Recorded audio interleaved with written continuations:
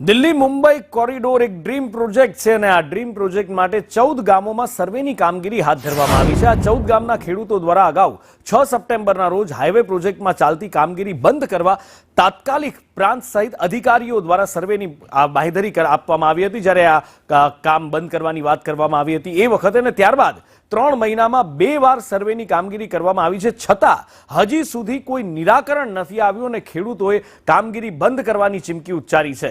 જાલોદ તાલુકાના 14 ગામમાંથી દિલ્હી મુંબઈ કોરિડોર પસાર થઈ રહ્યો છે।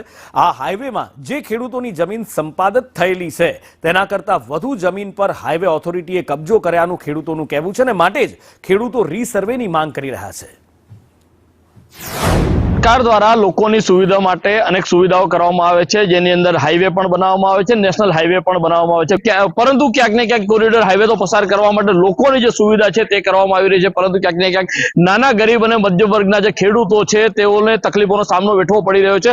हमारे सरकार श्री द्वारा विकासના નામે આ હાઈવે પસાર કરી અને જે અમારી મૂળભૂત સુવિધા હતી એને સુવિધાને અમારા જાલોદ તાલુકાના 14 ગામોના જે આ દિલ્હી બોમ્બે કોરિડોર હાઈવેના અસરગ્રસ્ત ખેડૂતો છે એમની વિનાશ કરી નાખવામાં આવ્યો છે। કેમ કે જો એમણે અમારી માંગો પૂરી કરવી જોઈએ તો હાઈવેનું કામ ચાલુ કરતા પહેલા એમ લોકોએ ધ્યાન રાખવાનું હતું કે હાઈવેમાં જે નિકાલની વ્યવસ્થા ન હોવાના કારણે વરસાદી પાણી અમારા ખેતરોમાં ઘૂસી જતા આજે તદ્દન પાક નિષ્ફળ ગયો છે। રોડની બંને બાજુ 200-300 મીટર સુધી જે પણ કઈ ખેડૂતો હતા એમનો તદ્દન પાક નિષ્ફળ જતા આજે એમના પરિવારનું ગુજરાન ચલાવવું ખૂબ મુશ્કેલ બન્યું છે। અને સાથે સાથે અમારા જે મકાનો હતા, અમારા કુવા હતા, બોર હતા, હેન્ડપંપ હતા, એ પણ તૂટી જતા અમારા લોકોને પૂરતું વળતર આપવામાં આવ્યું નથી અને જે અમારા ઝાડવા હતા એમનું પણ વળતર અમને આપવામાં આવ્યું નથી।